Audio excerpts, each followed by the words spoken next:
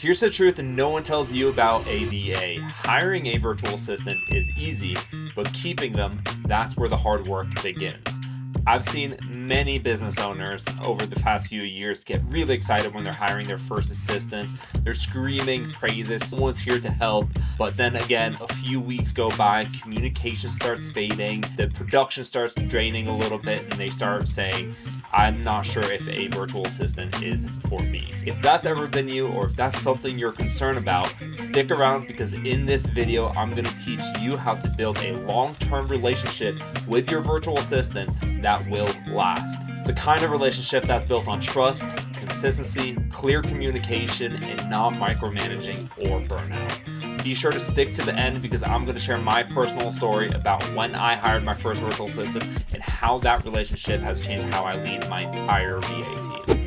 If you're new here, my name is Evan. I run a virtual assistant agency where I help business owners gain leverage through virtual assistants as well as automation. So if you're curious about how a virtual assistant could fit into your business, or you just simply have some questions about your current virtual assistant or where to take it, click in the link down below, book a strategy session with me. But be sure to hit that subscribe button, because I'll be coming out with a lot of videos educating you about the world of VAs as well as automation. Why does the relationship with virtual assistants usually fail?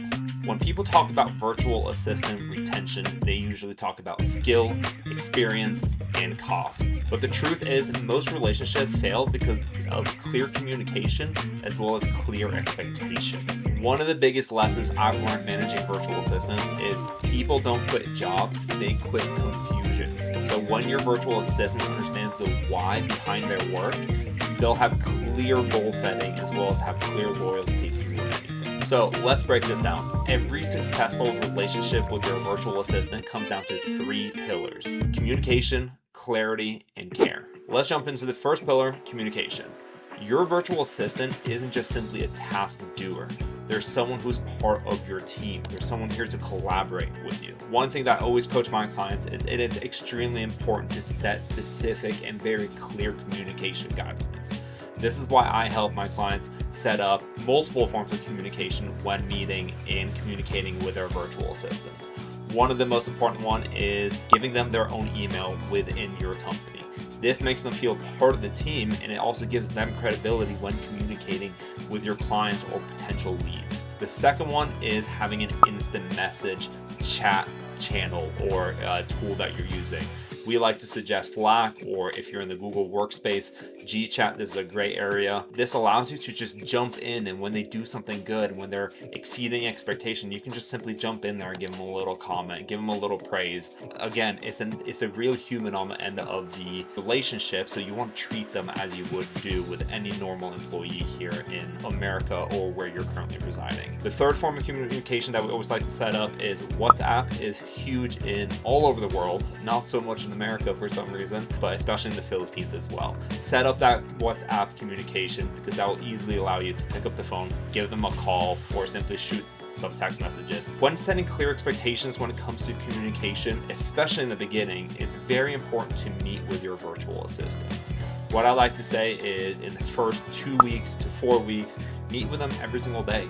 Right? Yes, it's taking time out of your day to meet with them. However, you're going to get so much more in return. They're going to understand why they're doing the work, what they need to do. You both will be aligned on the project, so they're not working on something that you don't need right now, but you're both aligned to actually grow the company and work on the tasks that you really need. When meeting with them, set up a Google Meet, set up a Zoom call, and be sure to have your camera, and be sure to encourage your virtual assistant to have their camera on as well. Remember, we're all humans.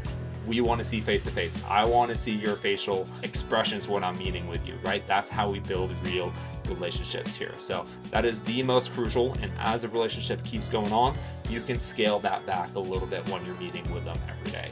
Treat them as a team member. They're here to help you grow. So really bring them onto your team and communicate with them. It doesn't have to be as frequent, but make sure to have that consistent communication. Pillar number 2 is extremely important when it comes to clarity.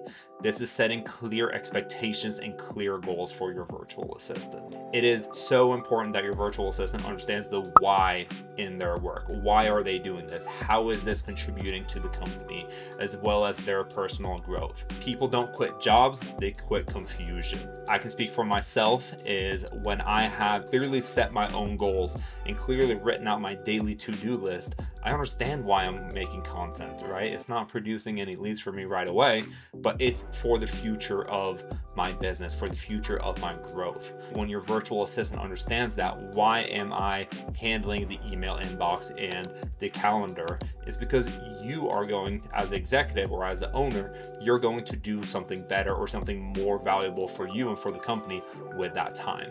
So they're understanding why they're doing it so the company can grow, and so that virtual assistant can grow and scale with you, right? This is kind of going into the care factor, the third pillar.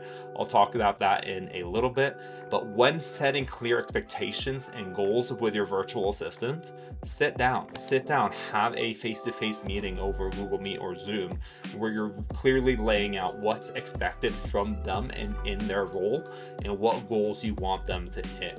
Is it 0 inbox by 10 a.m.? That's a great goal. Why are you doing that? Explain why they are contributing in that way. This allows them to really take ownership of this and actually gets them really excited without any of the confusion. Another point when it comes to clarity I want to make is having a clear project timeline, but also kind of like a project sheet. This has been really helpful for my clients who are looking to do a lot with their virtual assistant. Let's take a marketing associate, for example. There's a lot of different points as a marketing associate, as a social media manager. It's creating that social calendar, it's writing the description, it's finding the tags, it's posting, scheduling, editing, coming up with ideas. It's all of it in once.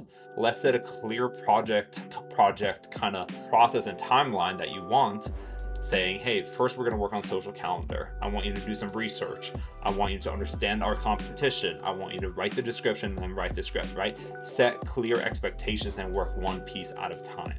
This one brings clarity to the work that they're doing right now, makes them understand how that work fits into the larger picture as well as their larger role, and really allows them to nail and really hit a home run on each little section of that larger project. So break it down, explain it, and then you're going to see results explode really from there. The third pillar when it comes to maintaining a long-term relationship and a really healthy relationship with your virtual assistant is care, is truly having care for the other person that you're working with. A virtual assistant, it's not an AI, it's not a robot, it's a human being. They are people. We have feelings. We all do, and we all have our own personal lives and things happening in them, right? So showing true empathy, showing true care with your virtual assistant will really help bring them into the team and really make them understand, okay, yes, I value you as a team member of my organization. For example, just a few weeks ago and kind of throughout this whole season, there has been a lot of devastating typhoons as well as earthquakes go through and hit the Philippines. There has been flooding in multiple locations. There has been fatalities. It's been a really horrible situation. I've had multiple of my virtual assistants reach out, hey Evan, I can't come to work today. I need to take care of my family. I need to go to the hospital with some family members. And as a member of society, of course they're allowed to do that. I encourage that. I don't want them to come to work when everything is going wrong in their personal lives, right? It's really important to show that care. And then at the end of the day, this isn't just about a job. This isn't just about, hey, I need this today. I need you to go do this task. Don't take care of your family. That's the wrong approach. And if that's how you're looking at this, you are not ready for a virtual assistant or a true team member to come onto your team.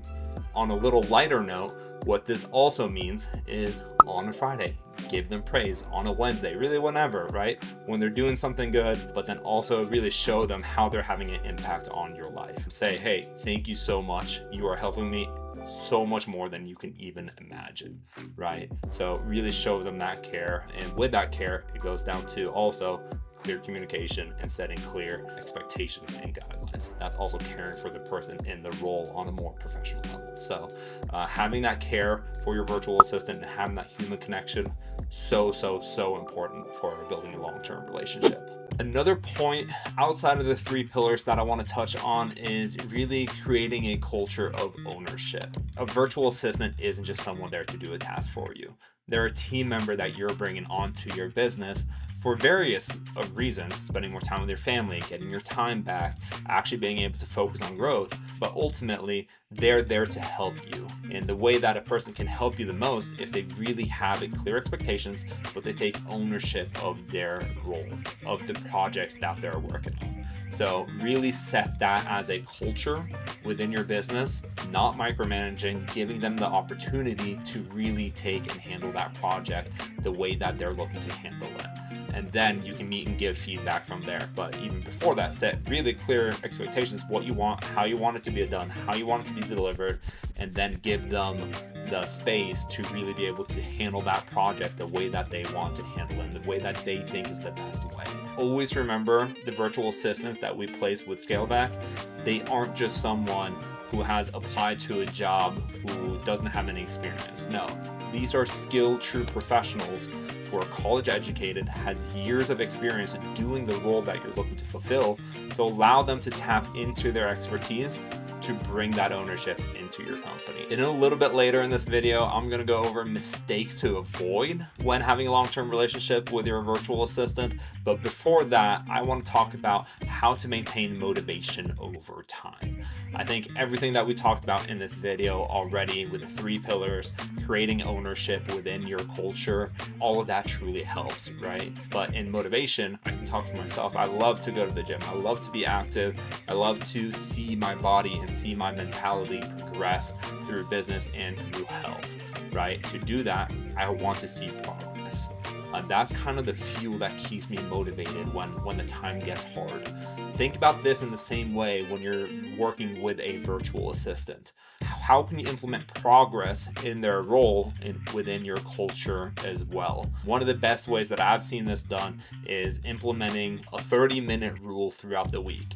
It's called I don't know exactly what it's called, but it's a 30-minute learning rule where the virtual assistant throughout that week has to use 30 minutes of their time to learn a new skill or something new that they can implement into the role, or something new they can implement into a process or into the business itself. This creates, it's amazing. Like the results that you can get from it, it can be far and wide, like it can be all over the place, but typically it is so good because the virtual assistant has identified this already. They see your company through a different lens, and they're ready to suggest something to bring it up to you. So allow them, give them the time to really learn something new that could be really beneficial for their personal growth, but also for your business growth because they're seeing it in a whole different light. What we like to do is then have a Friday meeting where the whole team gathers and we all get a few minutes, and try to keep it between 5 to 10 minutes if you have a larger team. But the meeting, definitely have a 30-minute meeting to kind of talk about how we can implement these different ideas of which ones to implement. But in this meeting, your virtual assistant is going to explain what they learned, why they decided to learn that, and how they think that can be useful for their role or to be implemented into your company. The results are astounding. So really, really implement this. It allows to maintain motivation, as well as it keeps things a little bit fun instead of just having to-do list meetings throughout the week, right? They're excited for that Friday meeting to share something that they're excited about that they have learned. Here are the mistakes that break trust and which you need to avoid at all costs throughout your relationship with your virtual assistant. Number 1 is probably the killer of a business owner and a virtual assistant's relationship is disappearing for days at a time, right? Not having that communication. That is the number 1 killer of a healthy relationship, even a healthy partnership with your partner, for example, but especially the same with a virtual assistant as well.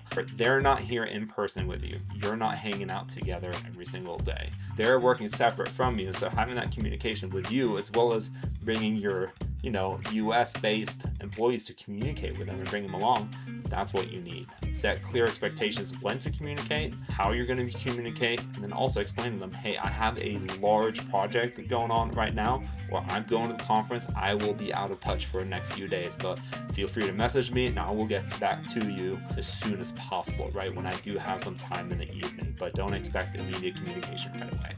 That's a healthy communication line. The second thing is treating your virtual assistant as a replaceable tool, right? This is going into the care factor. Your virtual assistant is a person. All of us, we have feelings, we have things going on in our lives. So really encourage them to be open and honest with you. You be open and honest with them as well, right? Treat them with respect and not just another platform or another AI tool that you just bought. Now, the better you can build this relationship, I can promise you the more that you're going to get out of your virtual assistant and the more that they'll be able to impact your company. The third thing I would avoid when working with a virtual assistant is constantly changing direction and constantly changing their role, right? Remember, they are specialists, trained professionals in their area of expertise. So if you have a marketing associate and all of a sudden you're changing her or him over to sales, that creates a lot of confusion. It's not something that they have interest in or like that they think that they may succeed in. But yes, it's something that you need, but come back to me, communicate with me that you need an additional 20 hours of virtual assistant help, and I'll find that specialist to kind of plug it into this. Don't take your virtual assistant and move them around a lot. Of course, when you're looking at executive assistant, you are kind of looking at that Swiss Army knife. Going back to communication, set those clear communication, ask them, hey, is this something that you're interested in? Is this something that you're willing to take over? So all in all, in closing here, building a long-lasting relationship with your VA takes effort, right? But that effort, I can promise you, is so well worth it because you're going to get so much more on the back end, and it's going to help you grow as well as your company grow exponentially. So if you're curious about how a virtual assistant could fit into your business or just simply have any questions, go down below, click book a strategy session with you. I'm very social. I think I mentioned this in every single video so far. I just want to learn about you, learn about your business. I geek out over efficiency as well as how we can automate and get things off of your plate. So have a chat with me. I love to just simply talk and learn more about various businesses, as well as hit the like, comment down below. I want to hear your feedback, how you are working with your virtual assistant or the tools and tips that you have implemented with your team that I can personally learn from as well. And don't forget to hit that subscribe button. I'll see you soon. In the next video, we are going to talk about how we help entrepreneurs and business owners scale faster with virtual assistant. So I'll see you there and subscribe.